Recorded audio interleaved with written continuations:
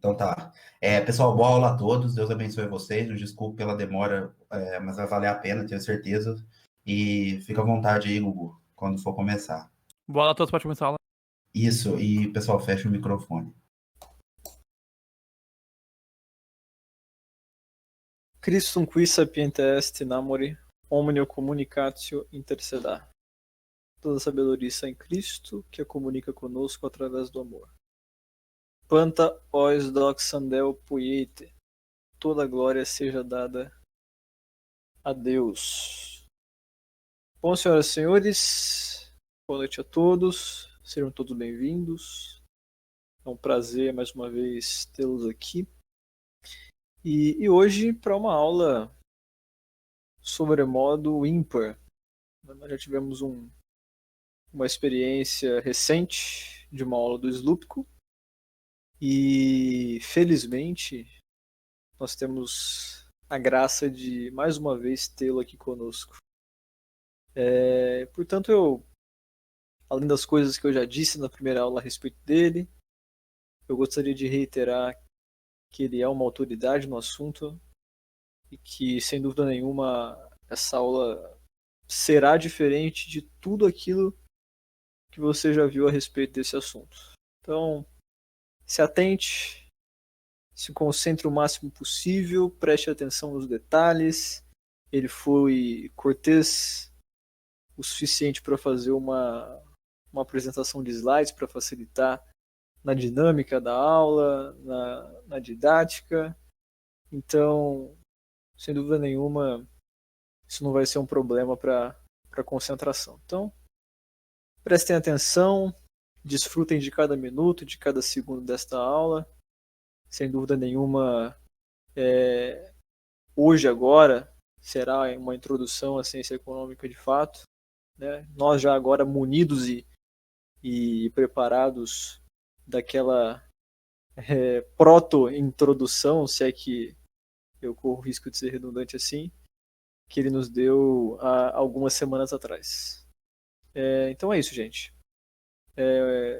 Desde já eu gostaria de agradecer ao Slupko a disponibilidade, a cortesia, a gentileza, o esforço tão grande por fazer algo realmente diferente e único aqui para o nosso servidor. E também por ter disposto o tempo, ter disposto o esforço e ter colocado de fato o seu coração e seu vigor aqui nesta breve e pequena apresentação. Mas é isso, gente. Muito obrigado a todos que estão aqui. Espero que vocês fiquem até o final. Muito obrigado, Slupko. Vai que é tu agora. Caramba, velho. Obrigado pela introdução. Cada dia fico mais impressionado com como você me apresenta. Mas então, o Gugu falou que eu fui cortês em preparar essa aula de slide aqui, mas na verdade eu preparei ela, sei lá, faz meia hora, 40 minutos que eu preparei ela. E é interessante que essa questão de eu ter preparado 40 minutos atrás, não, faz um pouco mais, ela vai fazer diferença em uma das partes da explicação. Eu também queria agradecer ao Gabi por ter me convidado pela primeira vez para dar essas aulas, por ter confiado no meu potencial e ainda por dizer que eu sou uma autoridade no assunto, apesar de saber que com certeza ele sabe, entende mais do assunto do que eu. E dessa vez não vai ser bem uma introdução, igual foi a última aula, né? Dessa vez vai ser uma aula um pouquinho mais com um sentido mais bem definido, porque da última vez a gente falou sobre o contexto pré-histórico da escola austríaca, por assim dizer, ou seja, aquilo que antecedeu os proto-austríacos. A gente falou sobre algumas falácias, falamos sobre o problema da matematização, e foi uma questão tipo, bem abrangente, por assim dizer. Essa aula aqui, ela diferente da primeira, ela vai se focar primordialmente na ação humana, no conceito da ação humana, no fundamento da ação humana e nas consequências dela, nas principais implicações diretas do axioma da ação humana e do que ela significa. Eu me baseei principalmente no primeiro capítulo do Man, Economy and State para preparar isso. E, tipo, da última vez que teve a aula foi, acho que no meio de fevereiro. Então eu já vim estudando e relendo algumas coisas, revendo palestras. E no final eu vou passar exatamente tudo aquilo que eu li para poder planejar essa aula. Só que, no geral, eu diria que para quem tiver maior interesse nessas aulas, que acompanhe o livro mesmo. Tem o PDF gratuito na internet, depois eu passo ali no geral, para quem tiver maior interesse. Eu também passo as minhas anotações, as minhas páginas, os meus grifos e tal, que vai ajudar bastante no entendimento. Também acho que seria interessante vocês anotarem algumas coisas. Acho que o slide, ele, dessa vez, eu tive a ideia de colocar o slide, não porque para ela ficar mais formal e tal, mas é para a aula realmente ela ter esse fluxo contínuo. Em vez de ficar aquela coisa de indo e voltando igual foi na primeira, de falar sobre vários assuntos, daí começar em um, daí voltar nele depois. Dessa vez a gente vai ter uma exposição um pouco mais progressiva do assunto. Bom, então, o propósito dessas aulas, primordialmente na minha cabeça, quando o Gabi me chamou para fazer, era passar uma introdução daquilo que seria uma forma acadêmica da escola austríaca. E por que eu escolhi um tratado de economia tanto do Mises quanto do Rothbard, que é o Ação Humana e o Man, Economy and State, para basear isso? Porque os dois eles foram construídos de um modo que a gente pudesse basear tudo aquilo que viria depois, tudo aquilo que viria de mais complexo.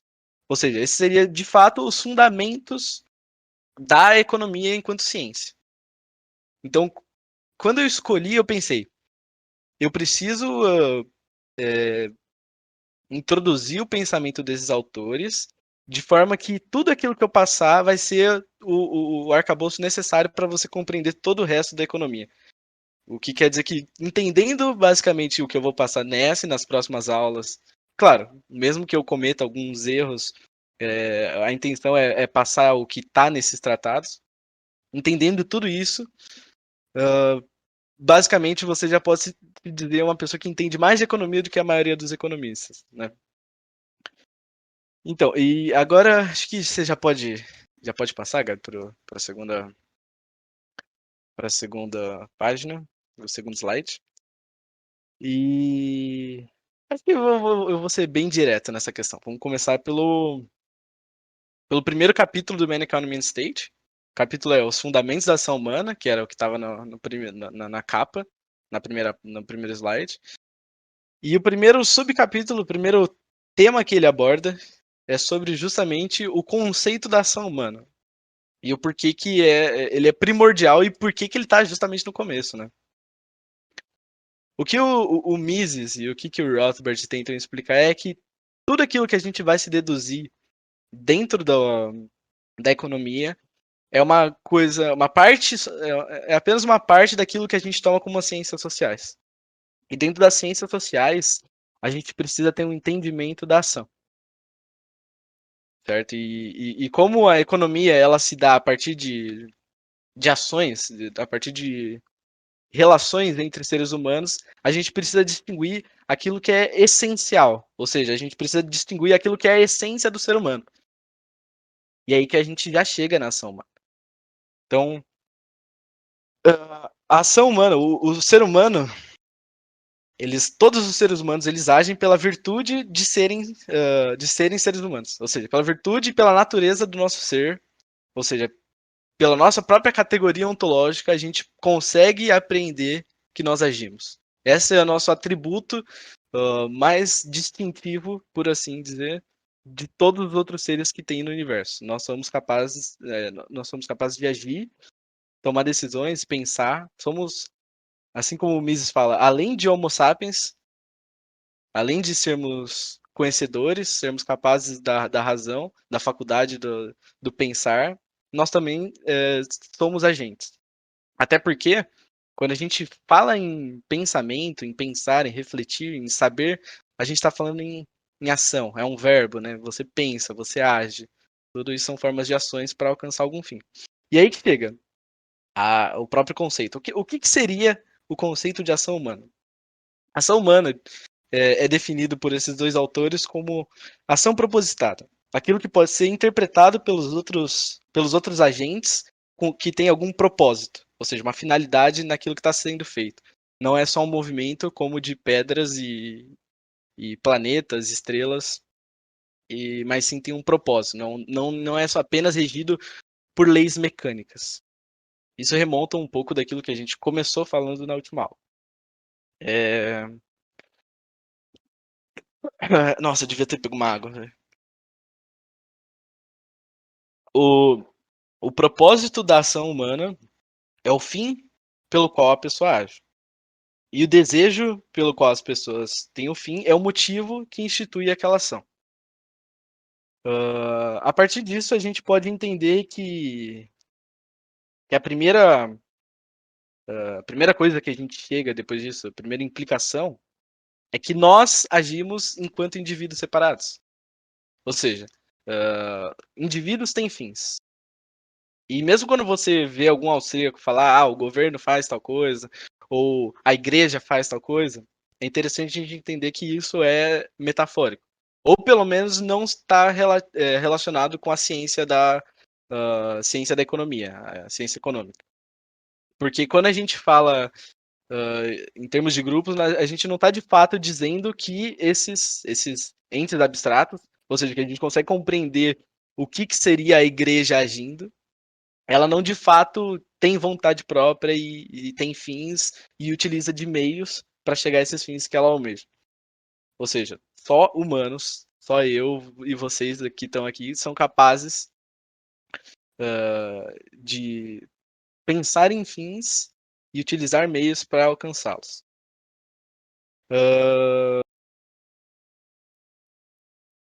Para conseguir instituir a ação, não é suficiente que o ser humano ele queira atingir aquele fim. Ele deve o que ele deve esperar é que ele consiga alterar os fatos de tal modo que ele consiga alcançar. Ou seja, nós seres humanos, a gente sempre quando é confrontado com alguma situação, a gente está num contexto, certo? E isso quer dizer que as situações que estão ao nosso redor moldam, de certo modo, como a gente vai agir. Isso não implica em determinismo. Só quer dizer que existem situações que circundam o nosso ambiente de escolha.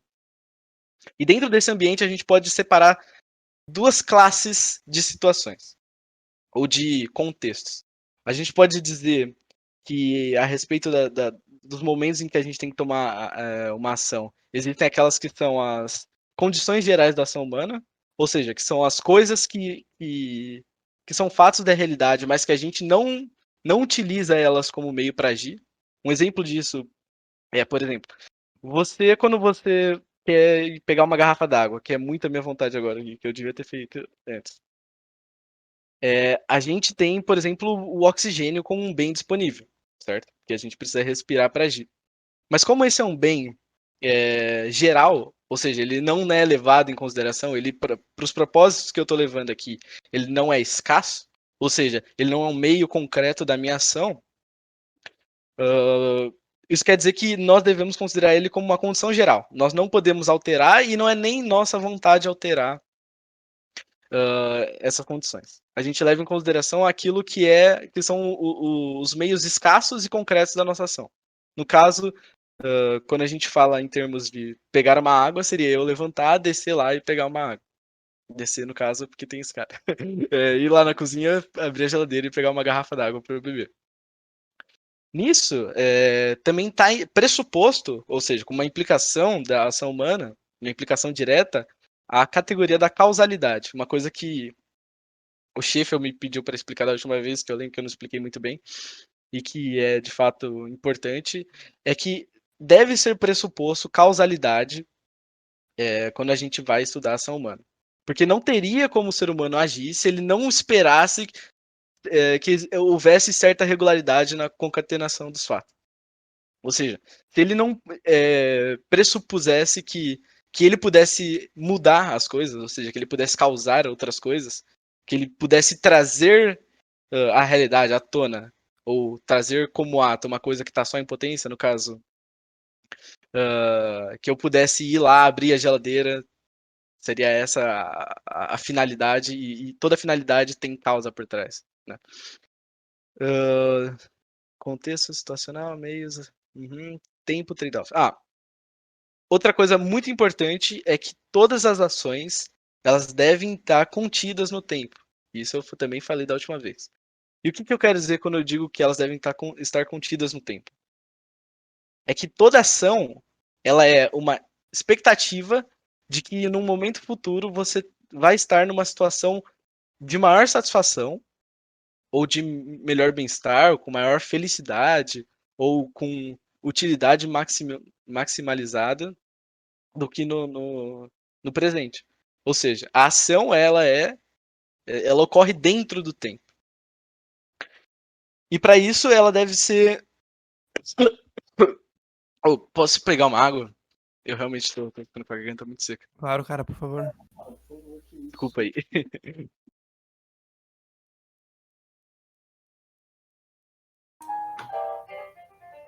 Será que ele vai fazer igual o Ford ou vai voltar para terminar a aula? Vai voltar. Cara, sem água eu não aguento falar por 20 minutos, velho. Impressionante. Soquinha gelada. Sem água, o número de nicotinamida, adenosina de fosfato hidrogenase aumenta. Então a gente se cansa muito mais rápido. Por causa do ciclo de Krebs. Acho que eu vou fazer um slide aqui do ciclo de Krebs, pessoal. A gente vai falar agora sobre o ciclo de Krebs. E o Izuku continua outro dia a aula dele, tá? Crepes é bom, mano. Muito bom crepes, eu gosto. Tem aqueles de chocolate também. Krebs? Eu não peguei a piada. Crepes, Gabi, crepes. Crepes. Crepe de chocolate, mas crepe só é gostoso salgado, cara. Que crepe de chocolate? Quem tá maluco? Eu sou gordo, eu como de tudo, velho. Você come até crepe de crepe. É um crepe por fora de um crepe. Isso também poderia referir-se, por exemplo, a um pão com recheio de miolo, ou então um pão com recheio de atmosfera. O crepe doce é ruim, velho. Uma pizza Aí, de voltei. pizza. Aí, tá na minha boca agora. Passar Aí. de pizza não. Foi mal aí, galera. Eu tinha esquecido da água. Eu tinha bebido tudo antes de começar. Idiota. Vai lá, bicho. Eu vou tentar falar um pouco mais devagar, talvez seja isso que esteja causando um pouco de. Nossa, vai estar ardendo minha garganta. Onde que eu tinha parado? Eu tava falando sobre o tempo como uma condição necessária da ação humana. É isso? Isso. E daí ia falar sobre o trade-off. Tá. Toda ação, retomando o que eu tava dizendo antes, ela é motivada por uma sensação de desconforto. Ou seja, que você se encontra numa situação que não é conceitualizada, não é concebida por você como perfeita, livre de qualquer erro, ou numa condição que não tem como melhorar. E por isso, a gente age de modo a alcançar um estado que seja melhor do que o estado anterior, certo? E nisso emerge a questão do trade-off. O que seria um trade-off? Trade-off é quando você tem que basicamente escolher entre duas coisas. E de novo, isso aí tá dentro da questão analítica da ação humana. Dá para perceber que todas essas coisas estão ligadas diretamente com o próprio conceito de ação, né? E o trade-off seria a escolha. Porque quando você escolhe, por exemplo, eu estou aqui sentado na cadeira, antes de dar aula, eu estava aqui sentado, eu tive a escolha de, ao invés de, sei lá, me divertir, pegar para desestressar, jogar alguma coisa, fazer outra coisa, eu tive a decisão de montar esses slides. Ou em vez de jogar ou fazer slide, eu tinha a possibilidade de não fazer nada, de continuar simplesmente na mesma posição onde eu estava. Então, o mero fato de eu ter escolhido significa que eu abandonei algum fim prévio que eu poderia ter escolhido. Ou seja, escolher um fim significa necessariamente abandonar os outros, sacrificar os outros, certo? Porque eles são exclusivos. Se eles não fossem, não seriam trade-off. Porque para você, no meu caso, para eu ter levantado lá, pegar a garrafa d'água, eu não poderia continuar aqui, certo? É basicamente isso. E a incerteza é que toda vez que a gente planeja uma ação, ou quando a gente faz uma escolha, nós temos a expectativa de que isso vai tornar a nossa utilidade. A gente tem a expectativa de maximizar a nossa utilidade, ou seja, de melhorar o nosso estado atual, de nos sentirmos mais felizes, mais satisfeitos com o nosso estado. Mas não tem como a gente saber com toda certeza daquilo que vai acontecer. Certo? Caso a gente tivesse certeza, que a incerteza também não fosse uma questão universal da ação humana, ou seja, que está em todas as ações, a gente não precisaria agir. Porque se a gente soubesse como seria o futuro com toda certeza, a gente não teria como mudar. Ou seja, saber o futuro significa que você não pode mudar o futuro, já que você conhece, né? É importante também dizer que a questão do tempo é o que traz toda essa questão de trade-off e incerteza. Porque se não tivesse tempo, você não precisaria trocar as coisas, né? Você não tem escassez de tempo. Porque o tempo em si ele é escasso. Voltando. Talvez eu não tivesse explicado tão bem isso. O tempo, ele é um meio para a ação humana, certo? Se toda ação está contida no tempo, logo, o tempo é um meio, onde a ação se dá. E também é um bem, até porque você precisa consumir tempo para realizar tarefas. Sendo isso verdadeiro, a gente chega à conclusão de que a gente não tem tempo, o tempo não é abundante. Se ele não é abundante, devemos escolher coisas ao invés de outras e, portanto, por escolhermos, nós não sabemos o resultado do futuro. Agora, a escala de valores, a gente já está indo avançando nos temas. Se alguém tiver alguma dúvida até aqui, eu acho importante que alguém faça. Ou se eu falei alguma besteira, por favor. Ah, Opa, perdão, pode falar, por Chico. favor, pode falar, Gabi. Não, os melhores primeiro, por favor. Então vai falar tu? Eu tenho que falar, porra. Calma lá. Tá, vou falar então. Tô brincando, pô. Eu só queria fazer uma pergunta, se é que ela é relevante para esse momento. Tu escolhe se quer responder ela ou não. Tá. Mas tu comentou que o oxigênio, numa certa perspectiva, não é escasso, certo? Eu queria Sim. te perguntar se existem ocasiões em que a gente percebe ele como escasso de fato. Por Sim. exemplo, quando a gente dá um mergulho, a gente leva um tubo de oxigênio junto e sabe que ele vai acabar, dependendo das nossas puxadas de ar ali, sei lá. Não, Algo é, assim. é extremamente relevante essa pergunta. E ela se situa naquela questão ali, ó, contexto situacional. E é exatamente do jeito que você falou. A gente só precisa agora tirar a conclusão disso. Eu falei de uma forma talvez bem abstrata, daí talvez não fosse tão bom um exemplo quanto o que você deu. Mas no caso que eu falei de eu ir lá pegar a garrafa d'água, o oxigênio ele não é um meio pelo qual a minha ação se dá. Ou seja, eu não estou valorizando ela como um meio para o meu fim, entende? Então ela tem que ser um meio concreto da ação e não uma condição geral, ou seja, uma coisa que nós não temos a capacidade de alterar, mas que é simplesmente um dado da realidade. No caso do cara que, sei lá, vai mergulhar no mar e ele vai ficar lá muito tempo, no caso, o oxigênio, ele vai ser tomado como um meio concreto da ação. Quando eu disse antes que o oxigênio não era escasso, eu não quis dizer que ele é infinito, que ele não acaba.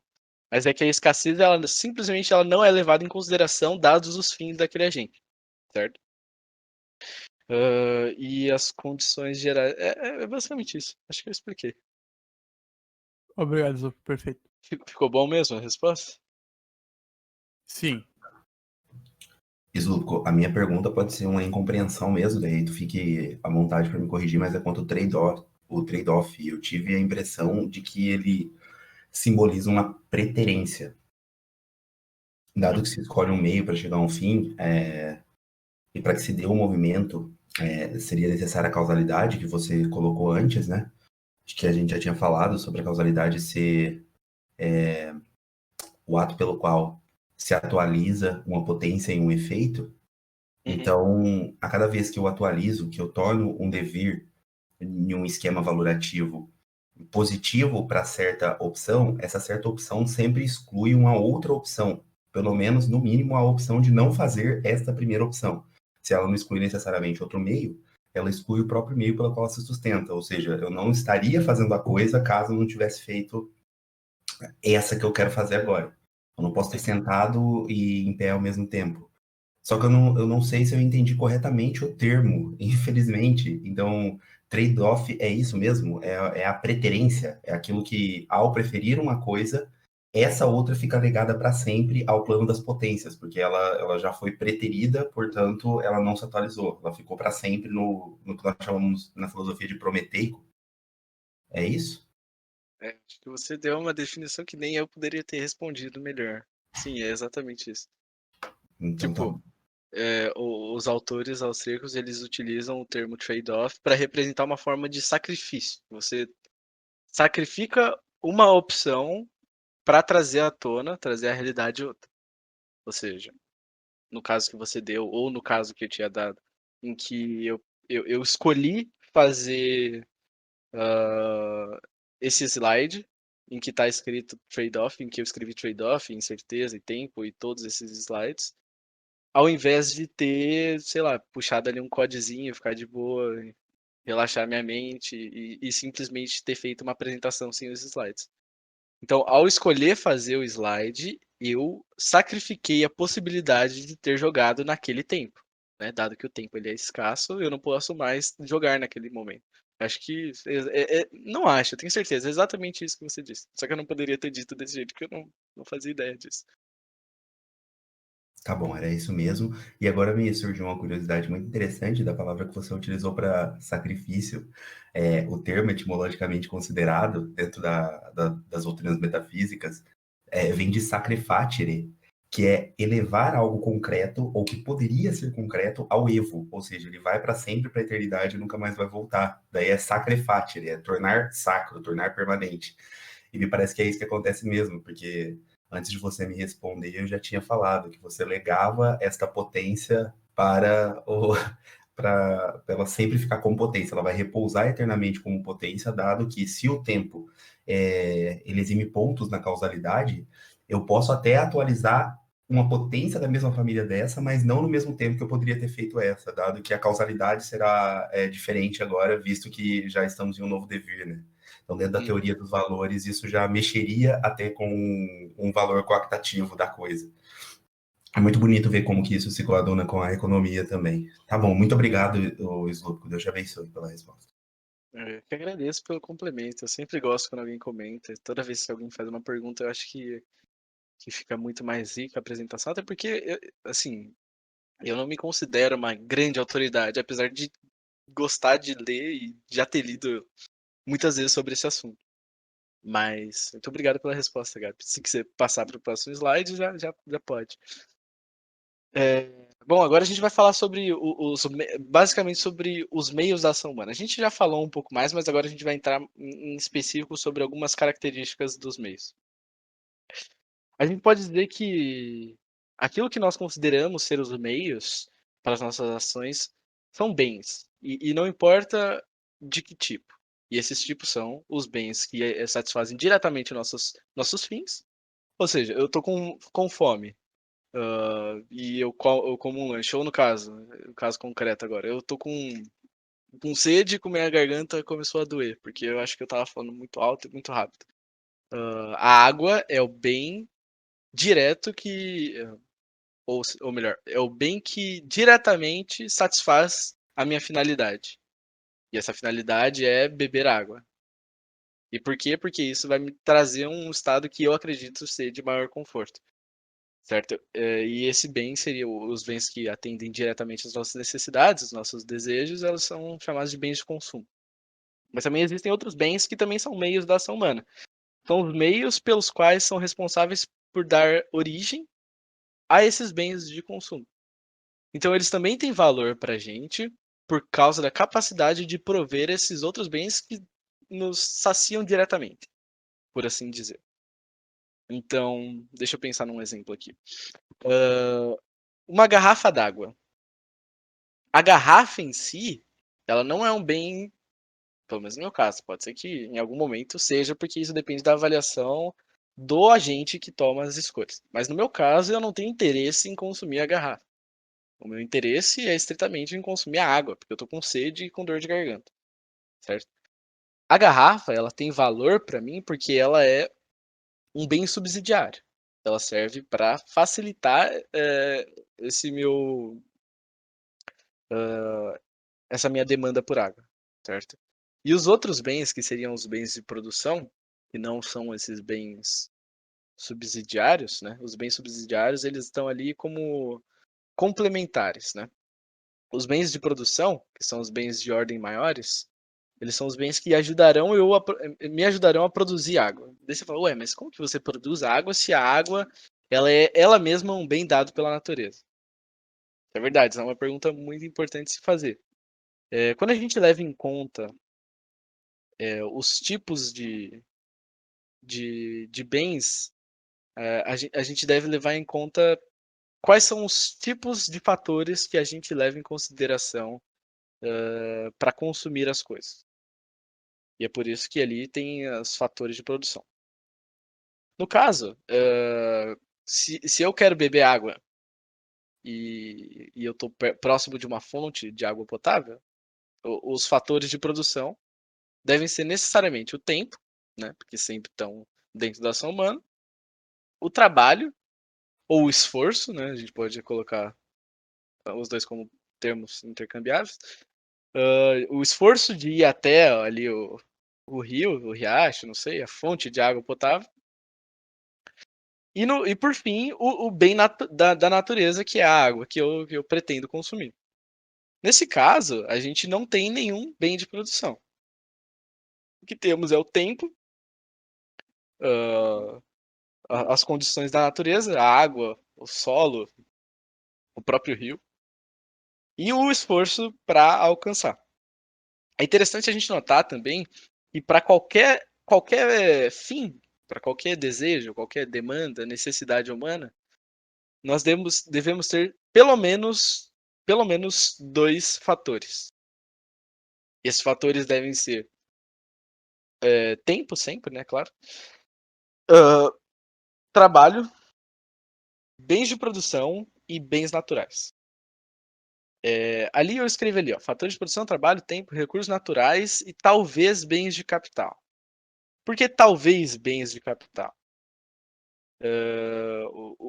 Porque nem todo o processo de produção se leva em conta os bens que são utilizados para produzir o próprio bem de consumo. Às vezes ele está dado já. A gente só precisa ir lá e pegar. Não precisa de nenhuma tecnologia para isso.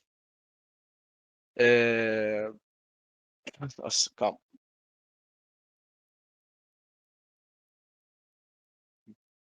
No caso, nós temos. Nesse caso foi isso mesmo, né? Eu fui lá, peguei a água e o bem de consumo é água, sendo que não tem nenhuma produção envolvida, nenhum bem de produção envolvido nesse processo.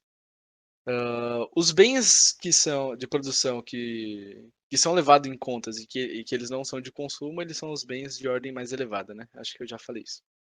Vamos dar um exemplo melhor aqui. Eu vou pegar um exemplo que o próprio Rothbard dá para tentar explicar melhor isso. Vamos supor que eu tenho o desejo de comer um sanduíche, um lanche. Eu chego em casa cansado e estou a fim de comer um lanche. E eu decido que esse lanche é uma coisa que tem que ser construída. Ele não está dado, ele não está ali, como eu posso dizer. Ele não é uma coisa que é ilimitada e que tá, tipo, a disponibilidade para mim é assim que eu quero. É tipo a esmo. Ele não aparece na minha frente para eu comer. Eu quero comer, mas ele não está disponível na forma final. No caso, a gente pode dizer que todos os bens de consumo eles são escassos, certo? Se eles não fossem, eles não seriam meios de ação. É sempre importante relembrar que que todo meio que é levado em conta na ação, ele é considerado escasso. No caso, como que eu poderia fazer um hambúrguer? Um insight muito interessante e óbvio, mas que em teorias de produção eles não foram feitos de maneira tão praxeologicamente impecável, é a construção daquilo que é o bem final, a produção. No caso, a produção ela é simplesmente o ato de rearranjar bens de tal forma que você consiga ele do jeito que você quer. Ou seja, eu tenho o pão, eu tenho a carne e eu tenho o queijo. Mas eles de forma bruta não servem o meu propósito. Para isso, a gente precisa de meios indiretos, nesse caso da produção do lanche. Pro pão, eu vou precisar de uma faca para cortar o pão. Pra carne, eu vou precisar de uma frigideira para assar a carne, para fritar a carne. E pro queijo vale a mesma coisa. Nesse caso, todos esses fatores, o queijo, a carne, o pão, a minha casa, a frigideira, o fogão, eles são todos fatores que cooperam para a produção daquele bem que eu quero consumir, o bem diretamente que satisfaz diretamente minha necessidade. No meu caso, vamos supor, meu avô, ele é um cara muito legal, e ele é um cara que provavelmente ele se prontificaria para fazer um lanche para mim. Então, eu sentado ali, deitado na minha cama, ia chegar nele e falar assim, faz um lanche aí para mim. Eu sou um cara muito, né, eu sou um cara muito trabalhador, chego cansado. Eu peço pro meu avô fazer um lanche. Mesmo que eu fique parado, eu ainda assim tenho o fim. Eu estou usando de meios para isso. Mesmo que seja comunicar qual é a minha finalidade e esperar que ele seja atendido. Voltando naquela questão de expectativa, meios, fins. Também esqueci de dizer que sempre que a gente tem um fim, nós preferimos chegar a ele no menor espaço de tempo. E que a utilidade de um bem sempre é maior quando ele é imediato. Ou seja, quando vai passando o tempo, aquela coisa que você quer vai perdendo valor. No caso, assim, vamos supor que meu avô seja um cara muito ruim de fazer um lanche. E ele não consiga fazer um lanche. E ele demore muito. O fato dele estar demorando vai diminuindo a utilidade. E meu interesse naquilo vai se diminuindo. Certo? Até que chegue um ponto em que talvez eu perca o meu interesse no próprio lanche. O que eu posso também dizer é que a produção ela deve ser levada em conta estágios de produção, que são produzidos em tempos diferentes. Os bens de produção, ou os bens de capital, no caso do lanche, a faca, eles devem ser produzidos antes com essa finalidade. Ou talvez não com essa finalidade, mas que servirá a esse propósito, né? Dada essa questão de estrutura de produção, a gente tem que levar em conta. Pera, deixa eu pensar de um jeito melhor para explicar, porque eu acho que eu tô ficando muito confuso. Se alguém puder me dar uma ajuda aqui, eu agradeço. Acho que eu fiquei muito confuso.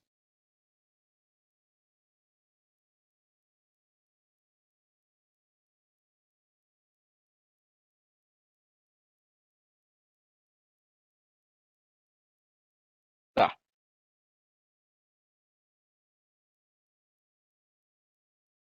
Tá, deixa eu pensar.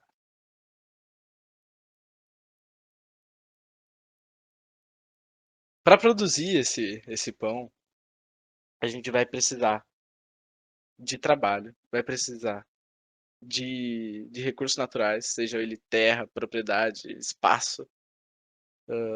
Vamos precisar de tempo. E também uma coisa interessante que eu marquei como fundamental é a técnica. A técnica é um fator essencial para produzir alguma coisa, porque quando você produz alguma coisa, você precisa ter aquilo na sua cabeça antes mesmo daquilo ter sido produzido. Você idealiza aquilo que se deseja consumir. Seja o lanche pronto, o pão, o hambúrguer e o queijo ali derretido em cima. E você precisa saber a sequência de etapas que se deve levar para se produzir isso. E que nesse caso eu coloquei que seria a técnica, a arte, a fórmula, a receita.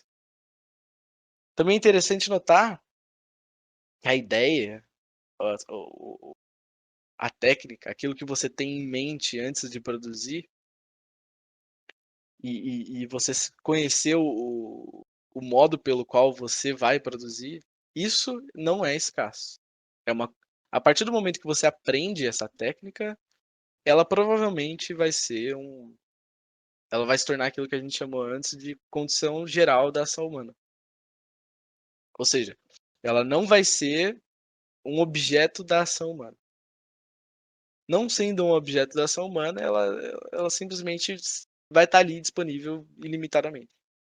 Pode ser que você esqueça, mas vamos dizer que não, vamos assumir que não.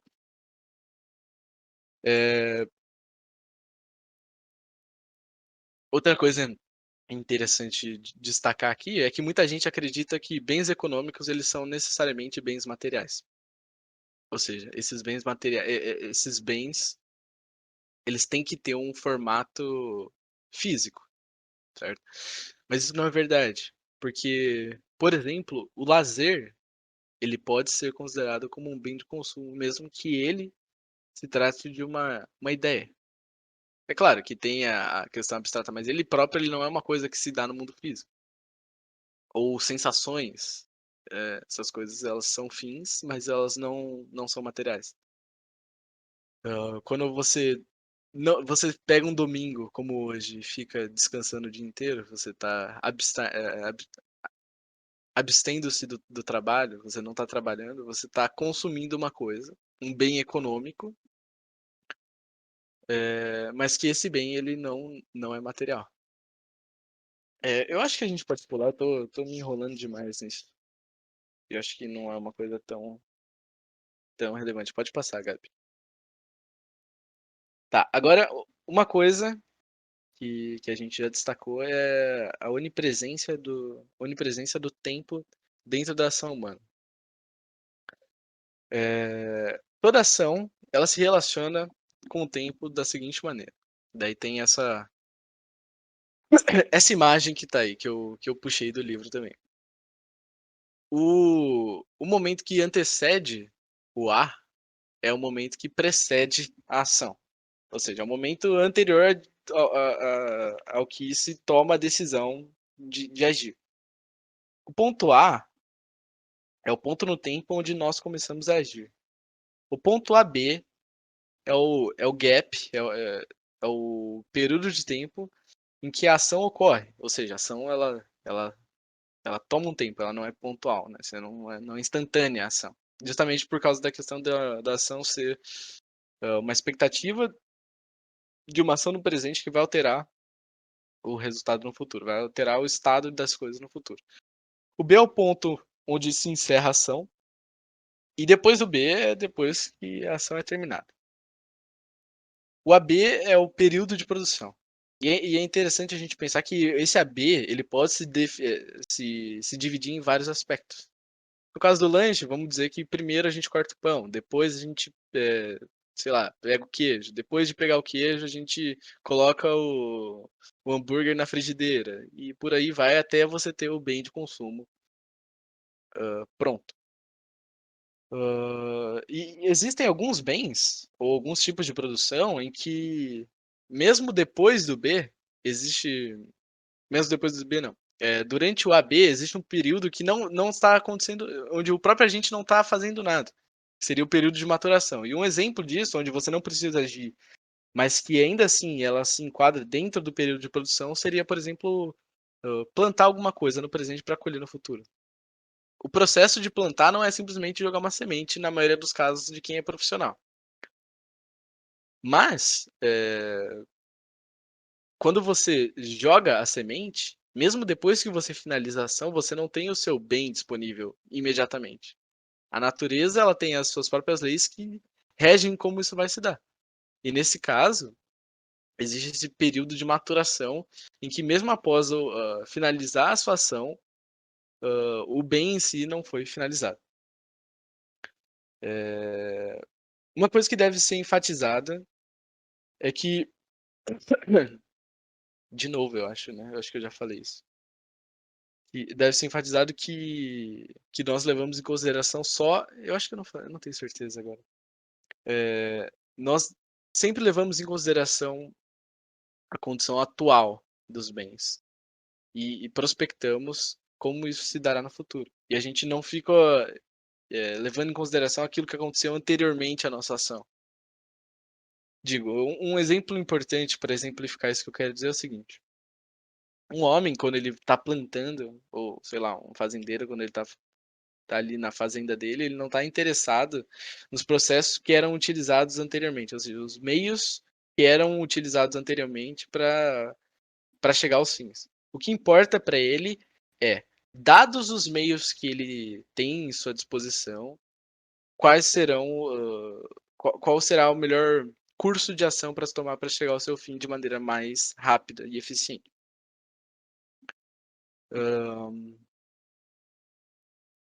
O agente não leva em conta o passado, mas leva em conta o presente, o passado e o futuro.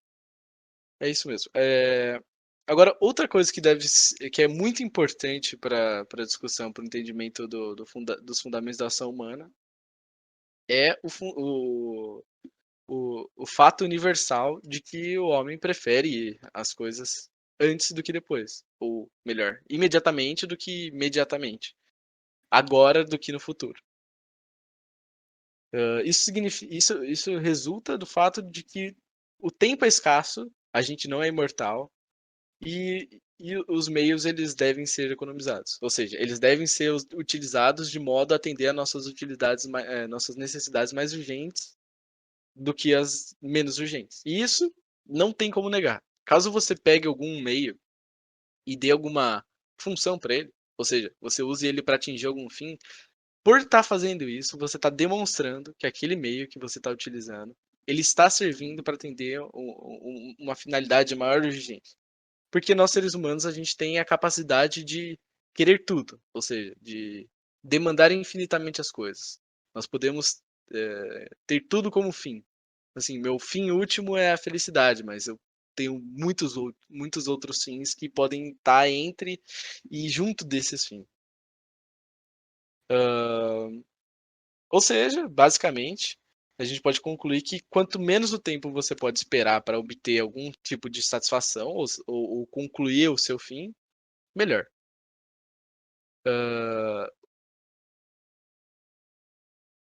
O bem entendido como meio que satisfaz o fim, não entendi não. E nisso também é interessante a gente relembrar um ponto muito importante, que é a análise subjetiva dos meios. Na última aula a gente falou sobre o subjetivismo ontológico e o dualismo ontológico. O subjetivismo ele é muito importante, principalmente para análise da utilização e da utilidade, porque muitos paradoxos podem surgir quando a gente não leva em conta aquilo que o indivíduo tem como finalidade e sim aquilo que o objeto que ele usa como meio tem como atributo. Porque pode-se dizer assim, a lei da preferência temporal, o fato universal da preferência temporal é falso, porque as pessoas no inverno preferem o gelo no futuro do que no presente. E isso é verdade. Quando você tá no inverno, geralmente você não quer ter contato com o gelo, porque, mano, já tá frio. Pra que você vai querer gelo? Só que essa análise, ela é uma análise enganosa, porque ela não tá tratando do mesmo bem como utilizado concretamente na ação.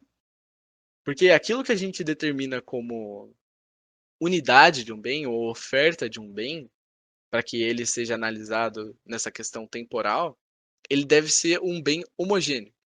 Porque é justamente isso que oferta significa. Oferta são quantias de um determinado bem que eles podem ser trocáveis entre si.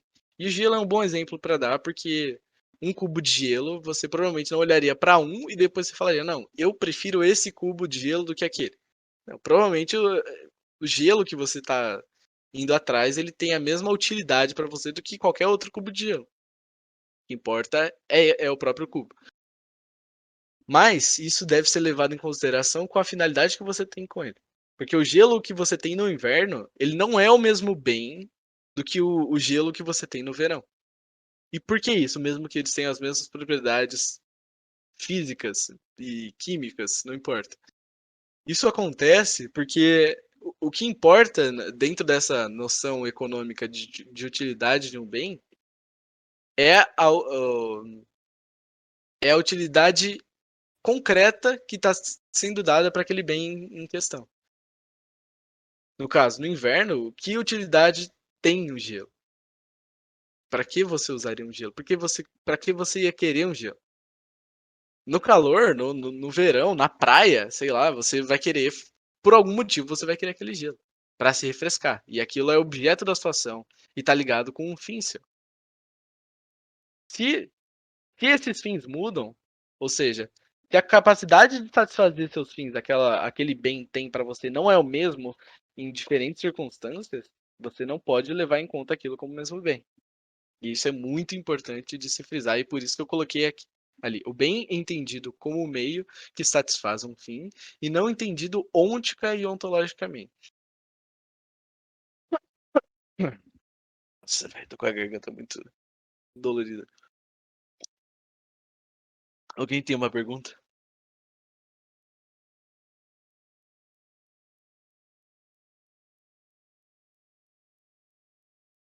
Alguém? Pode prosseguir, Zu. Tá bastante claro. Você pode passar?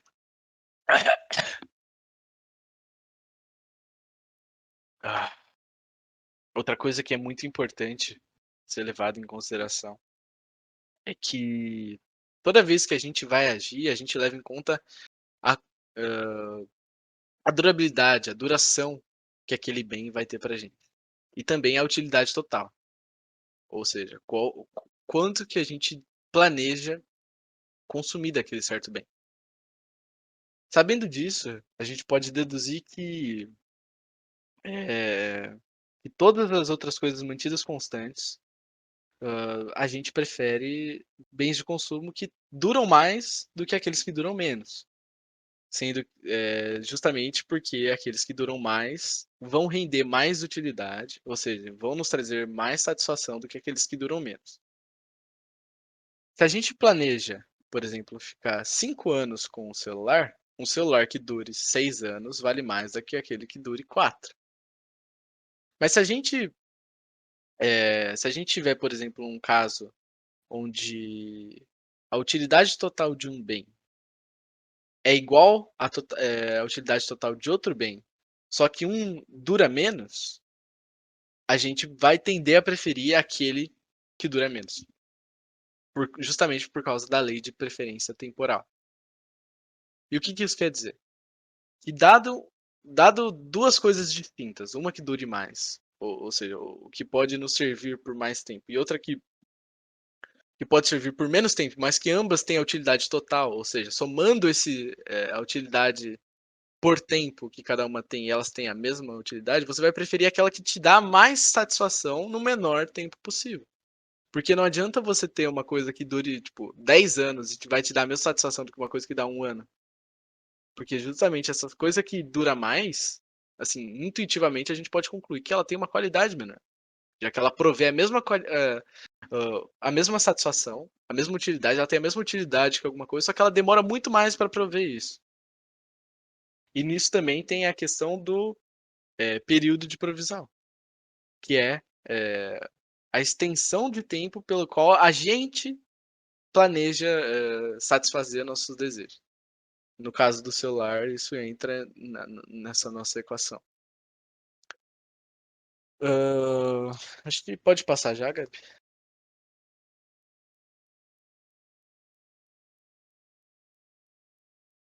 Tá. Fim e valor. Deixa eu passar aqui no meu também, tava pensando que é a mesma coisa. O agente como alguém que age a partir de escalas valorativas. Bom, voltando àquilo que a gente falou na nossa primeira aula, que a utilidade ela não pode ser medida através de números, não pode ser mensurada numericamente, não pode ser calculada.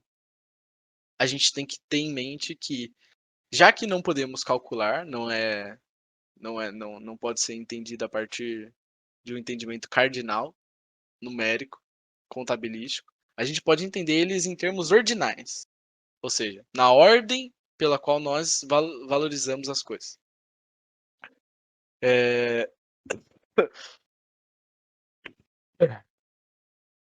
Essa escala de valores ou escalas valorativas também podem ser chamadas de escalas de preferência ou não sei. Acho que escalas valorativas que é o melhor termo. No caso, eu, hoje mais cedo, antes de começar essa aula, eu poderia ter escolhido jogar COD ao invés de montar o slide. Ou eu poderia ter escolhido continuar sentado aqui na minha cadeira, sei lá, ouvindo música. Continuar fazendo o que eu estava fazendo. Suponhamos que eu estava ouvindo música. Então, eu fui enfrentado com essa decisão. Ou eu ia para minha cama e jogava alguma coisa, ou eu continuava fazendo aquilo que eu estava fazendo, ou eu preparava um slide. No caso, as minhas preferências eram, ordinalmente falando, primeiro, fazer o slide, que foi o que eu fiz. Segundo, continuar aqui na minha cadeira ouvindo uma música. E por último, ir para minha cama jogar um videogame. Só que durante esse tempo, ou seja, no momento em que a minha ação teve seu início, onde eu comecei a preparar o slide, eu podia ter mudado e pensado, não, tá muito em cima da hora. Por que eu vou fazer isso? É melhor eu ir lá jogar videogame já. Eu já tenho o conteúdo e talvez seja melhor eu descansar em vez de gastar mais, sei lá, gastar mais QI montando esses slides. Caso isso acontecesse, simplesmente haveria uma mudança na escala valorativa. Eu me arrependeria de ter iniciado aquela ação e teria mudado o curso de ação. Ou seja, eu teria feito um juízo de valor em que aquilo que eu tinha decidido fazer antes não me renderia aquilo que eu havia pensado anteriormente, porque eu repensei sobre o assunto.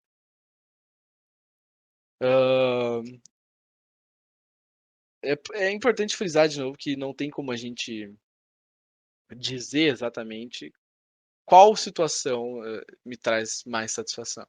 Digo, quando eu escolho preparar esses slides para essa aula, preparar o próprio material de estudo que eu vim estudando, eu não consigo dizer que por estar fazendo isso eu estou 2 vezes melhor do que se eu não tivesse feito. Até porque a gente não tem uma base, um denominador comum para justamente a gente chegar nessa proporção entre cada escolha. O que a gente pode dizer é que a gente sabe quando uma ação nos traz, quando a gente chega ao nosso fim, ou quando a gente se arrepende. Quando a gente chega ao nível de satisfação que a gente estava esperando ou quando a gente não chega. A gente não sabe dizer se a gente, quão melhor a gente ficou, ou quão pior a gente ficou depois de ter feito aquela escolha, mas a gente consegue determinar se a gente ficou melhor ou se a gente ficou pior, qualitativamente falando. Nós então determinamos subjetivamente qual que é o resultado dessa mudança. Ou seja, eu no caso diria que foi melhor ter feito esse slide, até porque mesmo que eu me embolasse, muito disso talvez ajude a entender, porque tem gente que às vezes ouvindo e lendo ao mesmo tempo consegue absorver mais conteúdo, então eu acredito que ter feito o slide realmente de fato foi a melhor coisa que eu poderia ter feito. E também a gente tem que levar em conta aquilo que eu tinha dito antes. Toda ação é uma tentativa de ficar num estado superior, ou de maior prazer, de maior bem-estar, de maior felicidade que o estado anterior. E isso significa que eu troquei coisas, aquilo que eu estava falando com o Gabi anteriormente.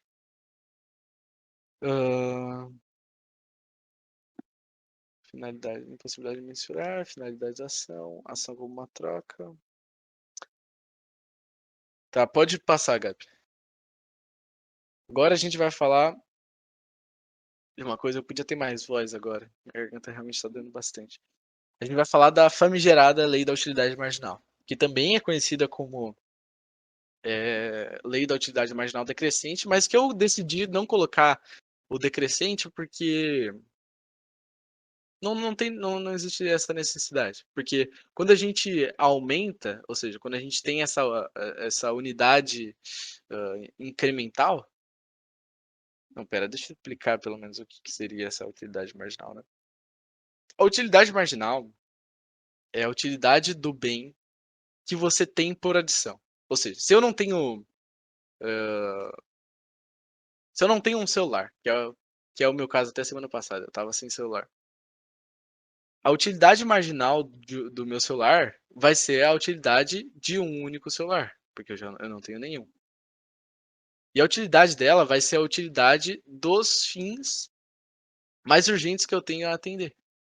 Porque é o seguinte, quando eu tenho um celular, esse único celular que eu tenho, ele vai ser utilizado para atender aquilo que tem de mais importante, ou aquilo que é mais importante para mim. Caso eu tenha um segundo celular, esse segundo celular ele vai ser utilizado para atender as minhas demandas menos urgentes.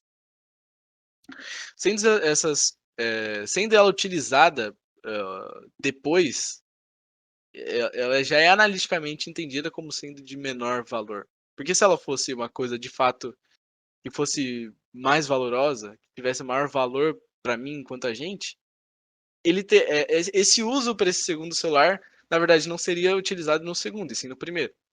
Então a gente consegue entender que não tem como você tentar em algum caso dizer, não, o segundo celular tem maior utilidade do que o primeiro. O que a gente pode dizer é que se as unidades de bens eles forem heterogêneas, isso pode se dar, mas daí a gente não está comparando unidades de um mesmo bem. Lembra aquilo que a gente estava falando antes do gelo do inverno e no gelo no verão. É importante frisar justamente a finalidade que serve aquilo. Se a gente tem bens que são intercambiáveis, aí a gente está falando de unidades marginais. Quando aquele bem não serve para o mesmo propósito, ou seja, ele não atende os mesmos fins, ele não tem a mesma característica, ele não é intercambiável, ou seja, existe preferência de um pelo outro, os bens deles não são idênticos do ponto de vista do agente, a gente não está falando mais de utilidade marginal, a gente está falando de comparação entre dois bens diferentes. É importante compreender isso. É também interessante notar que a lei de utilidade marginal, que surgiu com Menger, que veio com Menger, talvez o nome, na verdade, veio com o Wieser, que é aluno do Menger, mas a essência, né, o núcleo central dessa questão veio com Menger, foi o que resolveu o tão velho paradoxo do valor, que era do por que vale mais uma pedra de diamante do que uma garrafa de água, sendo que, ontologicamente falando, a nossa vida depende de coisas como água. Eu acho que ontologicamente não seria o termo certo, mas digamos que a gente depende da água para viver, mas a gente não depende nem um pouco de diamantes para viver. E daí o que os economistas clássicos diziam era que a água ela é muito, muito valiosa, muito útil, mas ela tem um valor de mercado muito baixo. Mas o diamante, que tem pouca ou nenhuma utilidade para nós seres humanos, ele tem um preço de mercado exacerbante. A lei da utilidade marginal, ela diz que cada bem, cada unidade, ela é avaliada separadamente, justamente por causa do ato de valorar e pela urgência urgência dos meios que a gente utiliza. Quer dizer, urgência de fins que a gente tem para os meios que a gente utiliza. No caso, como a disposição que a gente tem de garrafas de água são muito maiores, a unidade incremental, ou seja, adicionar mais uma garrafa de água para o nosso estoque total, ela vai ter pouca unidade porque ela não vai atender nossas necessidades mais urgentes. Até porque a gente tem uma disposição de águas muito grandes. Agora com diamante, não é a mesma coisa. Porque o diamante, mesmo que ele não atenda necessidades tão importantes assim, quando avaliadas separadamente pelo indivíduo, ele vai perceber que aquilo não tem muito daquilo. E por não ter muito daquilo, aquilo vai ser direcionado para atender os seus fins de maior urgência. E já que tem pouco, a utilidade marginal daquilo vai ser gigantesca, certo? A utilidade marginal é quanto menos de um bem você tem, mais urgentes são os fins que você vai utilizar ele. Mais urgentes serão os fins que aquele meio irá atender. Então, como são poucos, ele vai atender os fins mais urgentes e por isso vai ter um valor muito alto. Por isso que quando a gente pega o exemplo de um homem num deserto, essa garrafa de água que vale muito menos que um diamante seria facilmente trocada por um diamante. Se você tem um diamante no meio do deserto, você vai morrer. E daí um cara te oferece uma garrafa de água, mas para isso você tem que dar o diamante, com certeza você daria, mesmo que isso pareça ser idiota numa condição normal. Um exemplo muito interessante, eu não sei se vocês já assistiram. Alguém aí já assistiu o filme chamado O Preço do Amanhã? Pode abrir o mic aí pra falar. Sim. Eu já assisti, sim.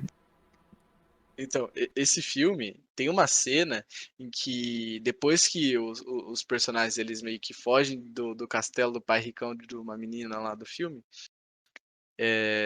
eles estão quase morrendo, porque basicamente no filme a quantidade de tempo que você tem é a moeda. Então, tipo, você compra um pão com o tempo da sua vida. Você tem um relógio e daí você transfere o seu tempo de vida para adquirir as coisas. E daí uma das personagens do filme tava praticamente morrendo. Faltava a questão de 1 minuto para ela morrer. E ela lembrou que ela tinha uma joia muito cara, muito cara. Ela falou, nossa, eu vou trocar por, sei lá, 1, 2, 3 anos. E daí, como o cara que ela foi vender viu que ela tava com 1 minuto de vida, falou, não, eu te dou, não lembro, acho que era 2 dias. Se alguém lembrar certo, pode me corrigir. Mas isso é justamente um caso análogo ao da água no deserto. Na verdade, é uma analogia perfeita. Porque no caso do deserto, o cara que tá com o diamante, ele é o cara que tá com a joia preciosa que vale muito, que vale naquela moeda 2 anos de vida, é tipo milhares, assim, centenas de milhares de dólares. Vale muito. Só que ele valoriza muito mais a água porque o valor da vida dele para ele é muito maior. Dado que o fim mais urgente dele não é ter riqueza e sim ter a vida dele. Certo? Se a vida dele está garantida, coisas que fazem valer isso acabam perdendo valor por causa da lei da utilidade marginal. Nesse caso, decrescente porque você está aumentando a quantidade de água. Só que é ambivalente, né? Você aumenta a quantidade de água e a utilidade marginal daquela garrafa de água vai diminuir. Enquanto que com o diamante é exatamente o contrário. É o inverso, né? Não o contrário. Você tem menos diamantes. Ou seja, quando você tira um diamante, aquele diamante que você vai ter a menos por exemplo, você tem 5 diamantes. Você tirou esse 5º diamante, o valor marginal subiu. Porque você está fazendo o processo reverso. Enquanto de um, você aumenta uma unidade para você diminuir a urgência dos fins que aquele bem atende. No outro, você vai tirar um bem menos urgente e vai deixar os mais urgentes. E o marginal é aquilo que está na margem, né? Aquele que está sendo utilizado para coisas menos urgentes. Mesmo entre diferentes bens, já expliquei. Oferta entendida como unidades separadas e homogêneas, também já expliquei. Alguém tem alguma dúvida? Que esse tema é importante, talvez não tenha explicado tão bem alguma coisa, tenha pulado alguma coisa em questão de profundidade.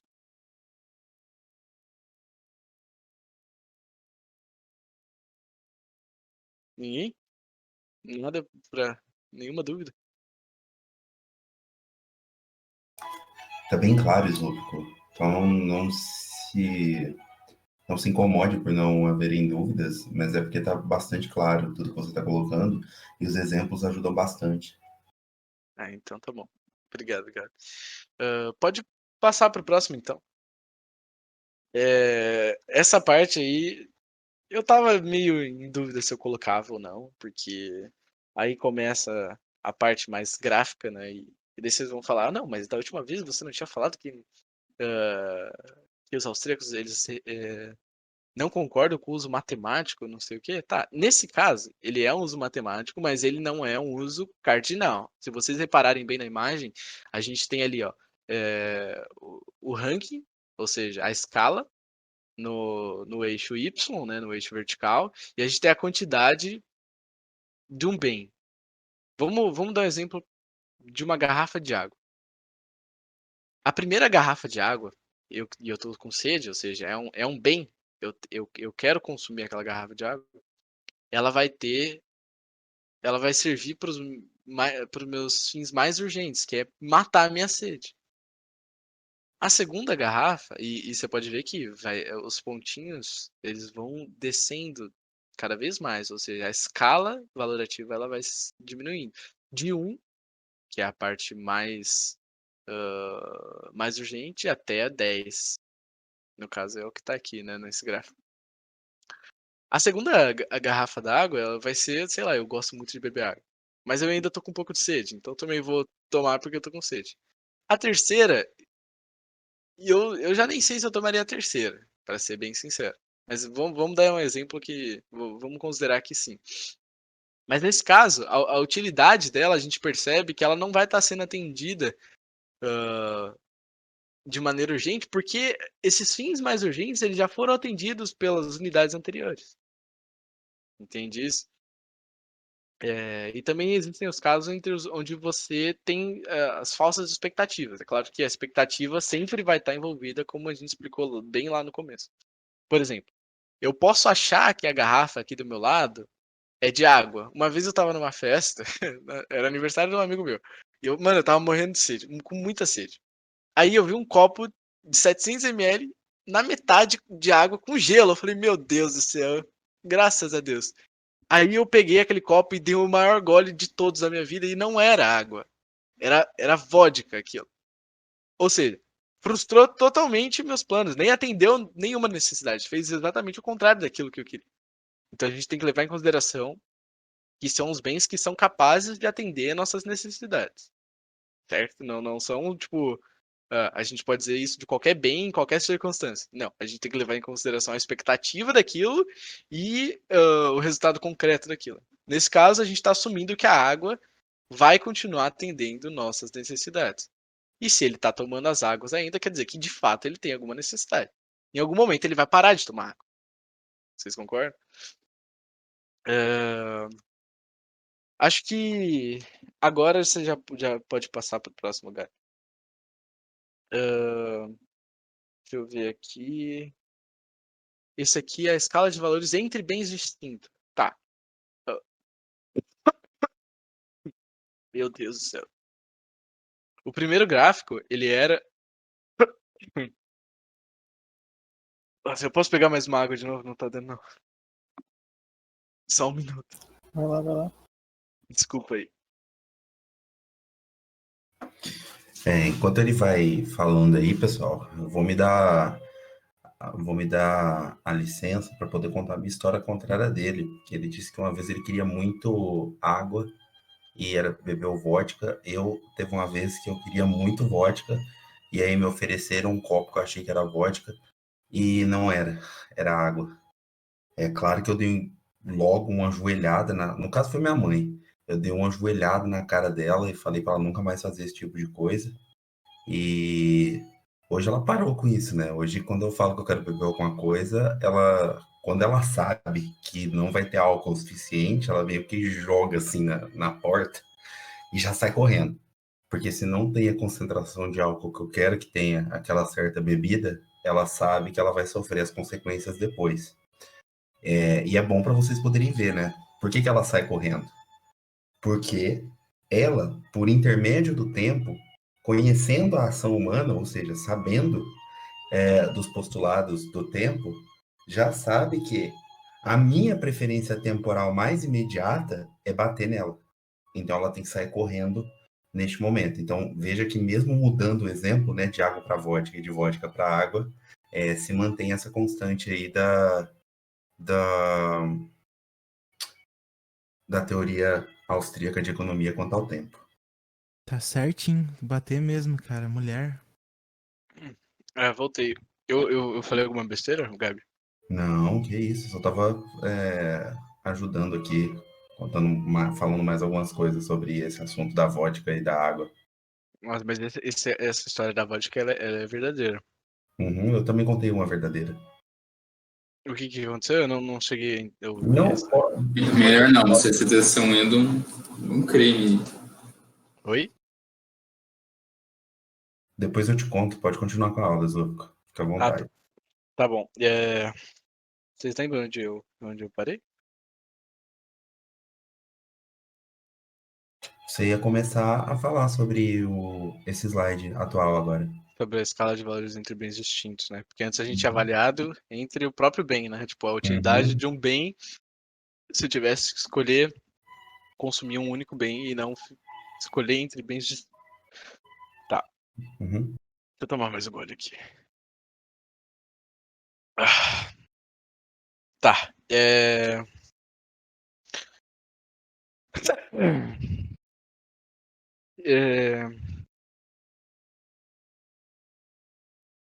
No caso do último gráfico, a gente considerou, no caso, as garrafas d'água.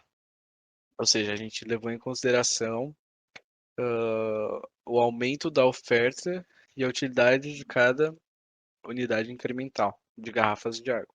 No caso, a gente entendeu que sempre segue-se de que, dado que elas ainda servem alguma utilidade, que elas ainda são vistas como um bem e que elas são intercambiáveis entre si, ou seja, de que nenhuma tem alguma, você não tem preferência de nenhuma garrafa do que alguma outra, você consegue deduzir que a primeira sempre vai atender fins maiores do que a segunda, fins mais urgentes do que a segunda, e por aí vai. Essa unidade que a gente vai acrescentar, ela é a unidade marginal, por isso que muitas vezes também é chamado de unidade marginal, utilidade marginal decrescente, porque a utilidade marginal, quando você adiciona, ou seja, quando você incrementa outra unidade, a unidade marginal ela é necessariamente menor, porque, voltando, a unidade marginal é a última unidade que se adicionou. Ou seja, aquela que é utilizada para atender fins menos urgentes do que a primeira. Por isso, decrescente. Então, no caso aqui foi analisado um gráfico de... Um gráfico não, era uma escala aqui de... Era um diagrama de utilidade de um único bem. Agora a gente pode ver, esse aqui é um pouco diferente. E daí você fica meio confuso. Fala, ué, mas o que é isso? São os bens intercambiáveis. Intercambiáveis não, são dois bens distintos e a preferência que você tem por eles quando você tem que tomar alguma decisão. No caso, eu vou tentar ser mais leal ao livro, justamente para esse exemplo ficar mais perfeito. Os bens X foram determinados aqui como cavalos e os bens da classe Y foram considerados são vacas. A gente pode ver ali que na escala valorativa o primeiro está, ou seja, a maior preferência está direcionada à vaca. Ou seja, o fazendeiro ali ele tem uma preferência maior por uma vaca do que por um cavalo. Mas depois que ele tem uma vaca, ele prefere, quando ele tem a escolha, ele prefere ter um cavalo. Ou seja, ter primeiro uma vaca, depois um cavalo. E depois de ter o primeiro cavalo, ele prefere ter um segundo cavalo. E depois de ter um terceiro cavalo, de ter um segundo cavalo, ele prefere ter um terceiro cavalo. Aí a gente pode perceber que a ordem dele ele não tem muita proporção. E é por isso que a gente volta naquela questão de que os bens eles são valorados separadamente.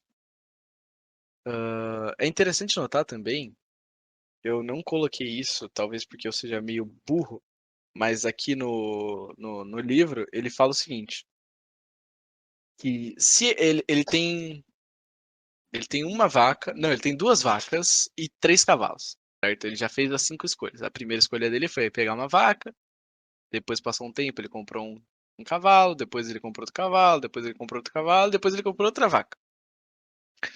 E daí aconteceu uma situação em que ele precisou se livrar de um deles, por algum motivo.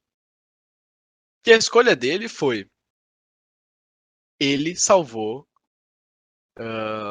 ele salvou não, seria save, né? Ele teria poupado os cavalos, o cavalo. Ou seja, ele ficaria com uma vaca e 3 cavalos.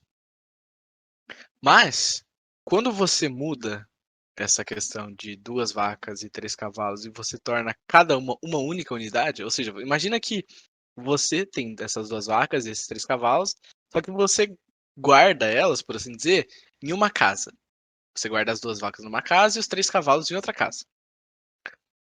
E em algum momento, uma dessas casas, as 2 casas começam a pegar fogo e você tem que escolher qual das 2 casas você vai salvar. A partir desse momento, a gente não avalia mais a vaca por unidade marginal, ou seja, a primeira vaca e a segunda vaca, e nem o primeiro cavalo, o segundo cavalo, o terceiro cavalo, mas sim a gente avalia o estoque de cavalos e o estoque de vacas. Isso é, o cara, ele, por ter a urgência maior dele é ter a primeira vaca, e isso ele demonstrou, e é claro, a gente está fazendo uma análise aqui econômica de construtos mentais, né? Ela é todo o resto constante. A gente não está levando em consideração. Vai que desde o primeiro momento a preferência dele mudou.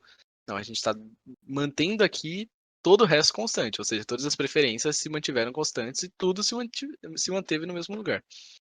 A gente vai adicionando essas variáveis de maneira isolada para a gente entender a relação causal, né? E como a gente sabe que ele prefere, que a vaca atende fins mais urgentes para ele, mais importantes para ele do que os cavalos, ele prefere salvar as 2 vacas do que os 3 cavalos. Mesmo que se ele tivesse que escolher entre dar uma das vacas e um cavalo, ele desse uma vaca, ele prefere ficar com as 2 vacas do que com os 3 cavalos. E daí isso pode soar, à primeira vista, uma coisa estranha. Mas o fato é que a vaca tem, pelo menos a primeira vaca, ter uma vaca para ele vale muito mais do que ter 3 cavalos. Esse é o fato. É isso que importa. E não ter 2 vacas para ele é tranquilo. O que importa para ele é ter uma vaca. No meu caso, tipo, vamos supor que eu tenho um celular. O exemplo do celular também ficaria interessante. E daí, eu tenho, depois de ter um celular, eu decido comprar um carregador. E daí eu compro 3 carregadores. Depois do terceiro carregador, e vamos supor que eu deixo ela em partes diferentes da casa. Eu deixo o celular numa parte da casa e os 3 carregadores em outra parte. Só que daí eu, por algum motivo, escolho adquirir outro celular que serve de maneira intercambiável com o primeiro. Ou seja, ele não serve a diferentes propósitos. Ele tem a mesma utilidade. Em algum momento eu for forçado por alguma situação a vender ou um carregador ou um celular, como o celular é o que tem uma menor utilidade para mim hoje, eu falo, não, eu vou ficar com os 3 carregadores e me livro desse celular. Eu tenho ele aqui de sobra praticamente. Ele vai se livrar daquele celular. Mas, caso ele seja confrontado com a decisão de salvar o estoque de celulares ou o estoque de carregadores, ele vai falar, não, eu vou salvar meus 2 celulares, ao invés de salvar os 3 carregadores, mesmo que a segunda unidade fosse menos valiosa do que os carregadores. Ficou claro ou eu me enrolei demais? Claro. Ai, eu acho que. Sei lá, acho que eu tô cansado já. Minha voz tá doendo bastante. E. E eu ia falar mais algumas coisas, mas. Acho que por hoje tá bom já. Não tem nenhuma dúvida mesmo. A gente já chegou, já falou sobre o conceito da ação humana, a gente já falou sobre o tempo, sobre os meios, sobre os fatores de produção. Tudo ficou muito claro, vocês têm certeza? Tipo, porque eu não quero que fique ruim. Foi muito bom, Izuko. Caso algo eu não tenha entendido direito, convém muito mais a minha burrice do que a sua explicação. A sua explicação ficou bastante clara, inclusive com os exemplos. Ficou bastante fácil até de entender os gráficos. Ah, então, que bom, fico feliz. É, então, se vocês anotaram alguma coisa ou precisarem depois de ajuda com alguma coisa, eu vou disponibilizar tudo que eu utilizei. E também eu acho que é interessante eu começar a deixar já adiantado, porque, tipo, nessas últimas, acho que foram 5 semanas que eu tive para fazer tudo isso, eu, eu admito que eu acabei focando demais naquilo que eu ia apresentar nas próximas aulas também, mas isso eu acho que também não é uma coisa de todo mal. Então eu vou deixar já o conteúdo das próximas, para caso quem já quiser dar uma pincelada antes de eu dar a minha explicação, já ficar mais fácil. E eu acho que é isso. Ninguém tem perguntas mesmo? Tudo muito claro e límpido, meu caro. Ah, então tá bom. Ah, e outra coisa, eu lembro que o Gugu, na última aula, ele falou que ele presumiu que eu fosse falar sobre cálculo econômico. Eu vou falar sobre isso ainda, mas talvez demore algumas semanas. Mas é um tema que eu tô muito ansioso pra falar também. Fica tranquilo, inclusive, semana que vem, se você preferir dar continuidade a essa aula, é que você tinha me perguntado se eu daria continuidade aos comentários da nossa leitura de Nárnia. Uhum. Eu posso fazer o seguinte, o espaço do domingo fica liberado para você e a gente faz essa conversa no sábado com o pessoal. Ah, E a gente, se o pessoal assim concordar, né, claro. eu acho melhor a gente ir vendo isso. Porque também não quero atrapalhar a sua aula, Não, de tá? modo algum, cara. Isso assim, é o que eu tô falando. Pra mim, tanto faz, de fato. Se for no sábado, se for no domingo, eu vou dispor o mesmo tempo, eu vou fazer as mesmas coisas. A minha única preocupação é com o que o pessoal pensa disso, o pessoal que tem nos acompanhado na leitura, o pessoal que está participando do projeto. Porque aqui eu Uhum. não tomo nenhuma decisão autocrática, né? Se o pessoal aqui decidir que não, que prefere realmente que seja no domingo por uma questão de comodidade, por uma questão de facilidade, tudo bem. Agora, se o pessoal não se opor a isso que não tem problema, que comparecerão em mesmo número aqui no sábado, aí a gente altera para o sábado e a gente libera domingo que vem para vocês, Lucas. Só que também, claro, respeitando o seu tempo, cara. Você fala assim, pô, eu preciso de mais tempo para me preparar, tem outras coisas para fazer ao longo da semana também e tal, a gente vai, estende e tranquilo. Então, de acordo com o que eu fiz até agora, tipo, mais da metade da próxima aula já tá, já tá na encaminhada. Entendi. Mas aí realmente eu acho que vai ser da questão de, tipo, pro pessoal, né? Porque também ficaria meio pesado ter aula no sábado e no domingo. Porque eu acho Se que. bem que as nossas aulas sobre Narnia não são bem aulas, né? Não, Só conversa. sim, isso é verdade. Mas aí, o Slu, o que a gente faz? A gente vai se comunicando durante a semana, eu e você. Você me Uhum. fala, pô, ó, tá legal aqui, ó. Tô terminando de fazer aqui essa parte, não tô terminando e tal. E eu vou me comunicando com o pessoal do projeto. Tá bom, então. Eu vou ver. Até quarta eu te aviso, no máximo. Ó, o pessoal tá pedindo pra acabar a aula. Você tem mais alguma coisa pra acrescentar? Não, não, não. Eu tô muito cansado. Minha garganta tá ardendo muito. Não, tranquilo, então. Gente, muito obrigado a todos que permaneceram aqui até o momento. Sei que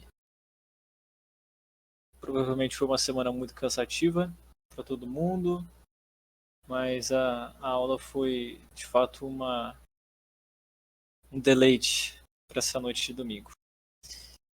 Bom, agradeçam o Sloop no chat, no geral. É isso aí, gente. Christum qui sapiente est namore omnio communicatio interceda.